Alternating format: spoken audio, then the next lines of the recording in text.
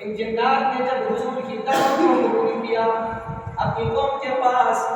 دعوت و تبلیغ کے ارادے سے گئے، تو اپنی قوم سے جو دعوت و تبلیغ کی وہ انداز کتنا پیارا ہے۔ رب العالمین فرماتے ہیں کہ جب ان جنات نے یہ قرآن سنا، پیغام سنا، اپنی قوم کی طرف جانے لگے، فرمایا وَإِذْ صَرَفْنَا إِلَيْكَ نَفَرًا مِّنَ الْجِنِّ يَسْتَمِعُونَ الْقُرْآنَ، کہ اے نبی جب ہم نے آپ کی طرف جنات کو بھیج دیا، ایک جماعت کو بھیج دیا تاکہ وہ قرآن سنیں، فَلَمَّا حَضَرُوا، جب وہ آئے حضور کے پاس، حضور قرآن پڑھ رہے تھے، قالوا، وہ جنات کہنے لگے انصتوا، خاموش رہو، خاموش ہو جاؤ۔ فلما قضی، جب حضور نے قرآن پڑھ لیا، قرآن ختم ہو گیا، انہوں نے آیات سن لی، وَلَّوْا إِلَىٰ قَوْمِهِمْ مُنذِرِينَ، تو یہ اپنی قوم کو ڈرانے کے لیے، سمجھانے کے لیے اپنی قوم کی طرف گئے۔ قالوا یا قومنا انا سمعنا کتابا انزل من بعد موسیٰ مصدقا لما بین یدیہ، اپنی قوم سے کہنے لگے اے ہماری قوم، ہم نے تو ایک ایسی کتاب، ایسا کلام سنا ہے جو موسیٰ علیہ السلام کے بعد نہیں اتارا گیا، مصدقا لما بین یدیہ، جو گزشتہ کتابوں کی تصدیق کرنے والا ہے، یہدی الی الحق والی صراط طریق مستقیم، جو حق کی بھی ہدایت کرتا ہے، رہنمائی کرتا ہے، سیدھے راستے کو بھی بتاتا ہے۔ قرآن اٹھا کر لے گئے، فرمایا قرآن اس کی دعوت پہ آپ جمع ہو، اور ساتھ پھر ڈرایا بھی، یا قومنا اجیبوا داعی اللہ وآمنوا بہ، اے ہماری قوم اللہ کی طرف بلانے والے کی بات مانو، اس پر ایمان لاؤ، یغفر لکم من ذنوبکم، اللہ تعالیٰ تمہارے گناہوں کو بھی بخش دے گا، ویجرکم من عذاب الیم، اور وہ اللہ تمہیں دردناک عذاب سے بھی بچا دے گا۔ ومن لم یجب داعی اللہ، اور جو بندہ اللہ کے دعوت دینے والے کی بات نہیں مانتا، داعی کی بات نہیں مانتا، فلیس بمعجز فی الارض، یہ اللہ کا نقصان نہیں کر رہا، یہ بات کر اللہ سے چھپ نہیں سکتا، یہ اللہ کو عاجز نہیں کر سکتا، ولیس لہ من دونہ اولیاء، اور فرمایا اللہ کے سوا اس بندے کے اور کوئی مددگار بھی نہیں ہے، اولئک فی ضلال مبین، فرمایا یہ لوگ تو کھلی گمراہی میں پڑے ہوئے ہیں۔ بتا دیا قرآن کی دعوت لے کر آپ نے نکلنا ہے، قرآن کی دعوت کے لوگوں کو آپ نے بلانا ہے،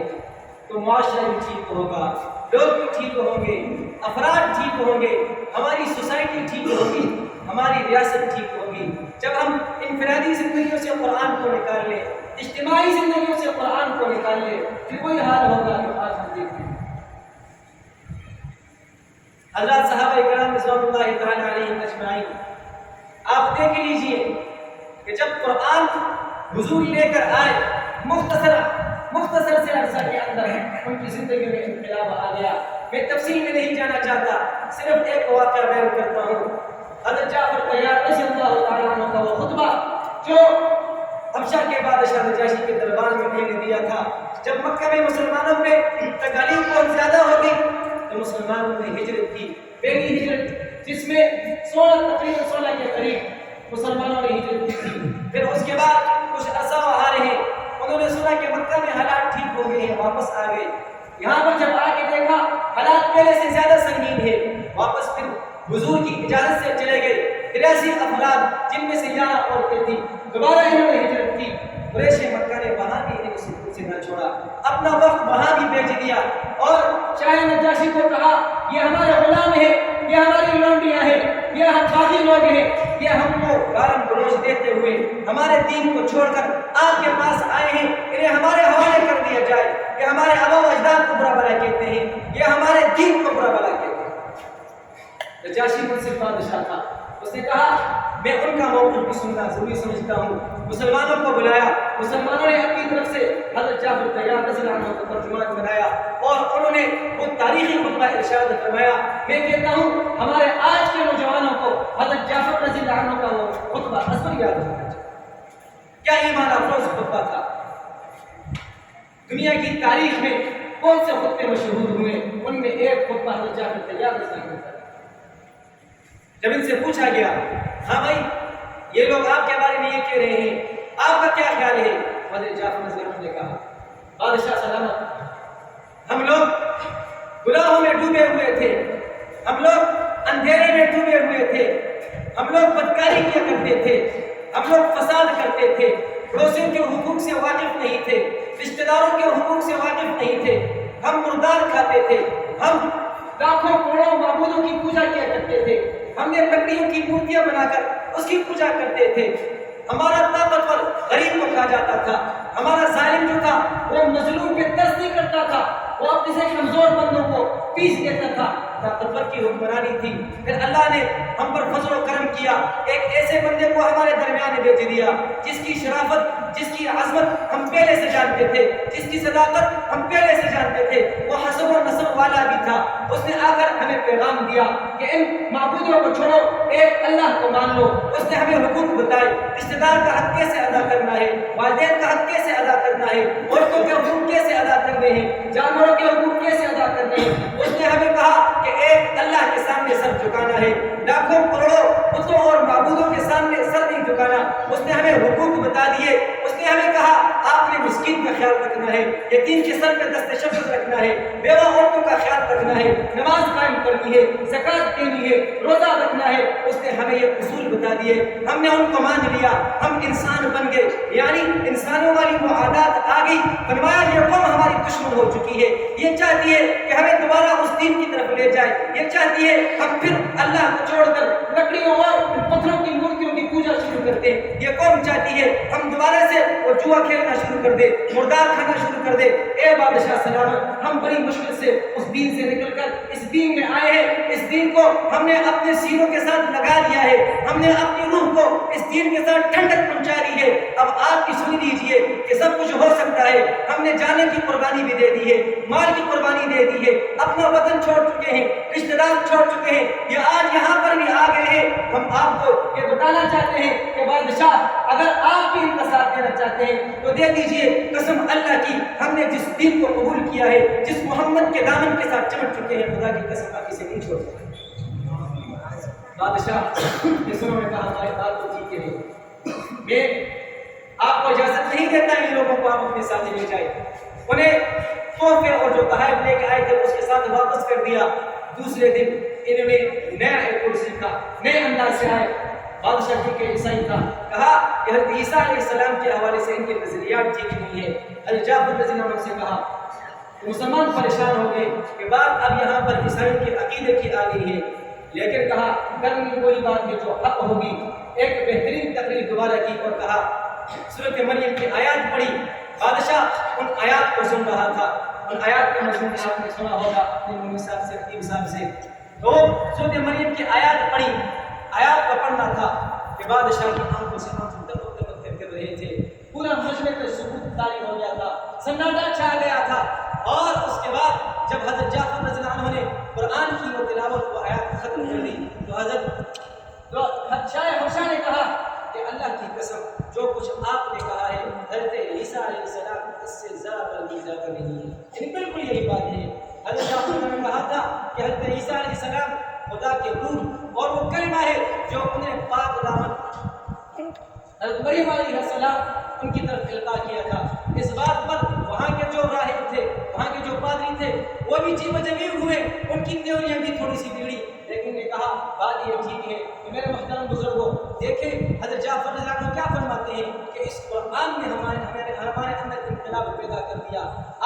ہم قرآن کو پڑھنے والے بھی ہیں، قرآن کو حفظ کرنے والے بھی ہیں، ہمارے معاشرے میں قرآن سمجھنے والے لوگ بھی ہیں، لیکن معاشرہ ٹھیک نہیں ہو رہا۔ اس کی بنیادی وجہ یہ ہے کہ ہم نے قرآن کو پہلے تو پڑھتے ہی نہیں ہیں، اگر پڑھتے ہیں صرف تلاوت کرنا محدود کر دیا ہے۔ ہم قرآن صرف اچھی آواز میں پڑھتے ہیں، قرآن کو پڑھنا قرآن بھی اچھے انداز سے پڑھنا چاہیے. اقرأوا القرآن باللغة العرب. حضور نے فرمایا قرآن کو عربی لہجے میں پڑھا کرو, قرآن کو خوبصورت انداز سے پڑھا کرو. لیکن صرف یہی نہیں کہ ہم صرف قرآن کو پڑھنے کو ہی اپنی زندگی کا مقصد بنا دیں. قرآن جتنا پڑھیں گے اس میں برکت ہوگی, اس میں ثواب ہوگا, لیکن قرآن کو پڑھنے کے ساتھ ساتھ اس کے معنی کو سمجھنے کی بھی کوشش کریں. ہم کیسے عجیب لوگ ہیں, ہماری طرف اگر میسج آتا ہے, خط آتا ہے, عدالت کا کوئی سمن آتا ہے, ہم اسے پڑھتے ہیں, دیکھتے ہیں کیا ہے اس کے اندر. آپ کو یاد ہوگا بزرگ یہاں پہ بیٹھے ہوتے ہیں, پہلے زمانے میں گاؤں میں ایک آدھ بچہ اس کو اردو پڑھنے آتی تھی, عورتوں کو اپنی اردو نہیں آتی تھی, تو باہر سے جب کوئی خط آتا تو اس بچے کو بڑے پروگرام کے ساتھ اپنے گھر لے جاتی, ٹافیاں کھلاتی, کھانا کھلاتی, کوئی شربت بنا کر دیتی, پھر اسے کہتی بچہ یہ خط اس میں کیا ہے, تو اس خط میں جو پیغام رشتہ داروں کی طرف سے آیا ہوتا وہ اس گھر والوں کو سناتا, اس کے بعد پورے پروٹوکول کے ساتھ اس بچے کو سکتے. اس طرح ہوتا تھا نہیں. آج بھی آپ کے سامنے میرے نوجوان یہاں بیٹھے ہوئے ہیں, آپ کے واٹس ایپ پہ کوئی میسج آتا ہے, جب تک آپ اسے نہ دیکھ لیں آپ کو نیند آئی, میسنجر پر کوئی میسج آئے, موبائل پر کوئی میسج آئے, جب تک آپ اس پیغام کو نہ پڑھ لیں کہ یہ کیا ہے, کیا کہنا چاہتا ہے, اس وقت تک آپ کو آرام اور سکون نہیں آتا. لیکن یہ ایسے عظیم کتاب ہے, عظیم پیغام ہے, لیکن ہماری بدقسمتی دیکھیے اتنا عظیم پیغام ہمارے پاس ہے, ہم میں سے کسی کو توفیق نہیں ہوتی کہ قرآن کہتا کیا ہے, قرآن کی صورتوں میں اللہ نے پیغام کیا اتارا ہے. جب ہمیں قرآن کے مفہوم کا پتہ نہیں, صورتوں کے مضامین کا پتہ نہیں, پھر ہمیں کیسے پتہ لگے گا کہ پڑوسی کا کیا حق ہے, والدین کا کیا حق ہے. جب ہمارے اندر پھر خیر خواہی غمخواری کیسی پیدا ہوگی, نہیں ہو سکتی میرے دوستوں. آج ہم جس حالات تک پہنچے ہیں آپ دیکھ لیجئے, ہم ہر بندہ ہم میں سے پریشان ہے, معاشی حوالے سے بھی پریشان ہے, بیماریوں کے حوالے سے بھی پریشان ہے. وجہ کیا ہے کہ ہمارے اندر ایک دوسرے کے ساتھ خیرخواہی ختم ہو چکی ہے. ہمیں سے ہر بندے کے اندر لالچ پیدا ہو گئی ہے, خود غرضی پیدا ہو گئی ہے. کیوں؟ ہم قرآن کے اس مفہوم سے, قرآن کے پیغام سے واقف. صرف سورۃ حجرات آپ پڑھ لیجئے, سورۃ حجرات کے اندر جو مضامین ہیں آپ ان کو دیکھ لیجئے, یقین مانے آپ کو نظر آئے گا قرآن کی ایک سورت نے معاشرے کو سدھارنے کے, معاشرے کو ٹھیک کرنے کے, معاشرے کے اندر تبدیلی لانے کے اتنے بہترین اصول بیان کیے ہیں. قرآن کی باقی سورتوں کا کیا؟ تو میرے آپ سے گزارش ہے کہ ہم قرآن کے قریب کب جائیں گے, ہمارا معاشرہ کب ٹھیک ہوگا, جب سب سے پہلے ہم کیا کریں, قرآن کو سمجھیں, قرآن کی تلاوت کریں, اپنے بچوں کو قرآن کی تلاوت میں لگائیں, قرآن کو سمجھائیں. اس کے بعد مولوی صاحب یہاں پہ بیٹھے ہوئے ہیں, میں دعوے سے کہتا ہوں آپ نے ان سے کبھی کہا ہو کہ مولوی صاحب ہم قرآن سیکھنا چاہتے ہیں, آپ کے پاس ٹائم نہیں ہے, یا انہوں نے کہا ہو کہ نہیں میرے پاس ٹائم نہیں ہے, مجھے نہیں لگتا کبھی انہوں نے کہا, بلکہ مجھے تو خوشی ہوتی ہے کہ جب میں ان کو دیکھتا ہوں کہ یہاں پر یہ دروس قرآن کی محفل یہاں پہ ہوتی ہے, منعقد کی ہوتی ہے, نوجوانوں کو اپنے ساتھ جوڑتے ہیں, انہیں قرآن سمجھاتے ہیں, قرآن سکھاتے ہیں. میرے محترم بزرگوں, جب ہم قرآن کے مضامین کو سمجھیں گے نا, تب ہماری زندگی میں تبدیلی آئے گی. تب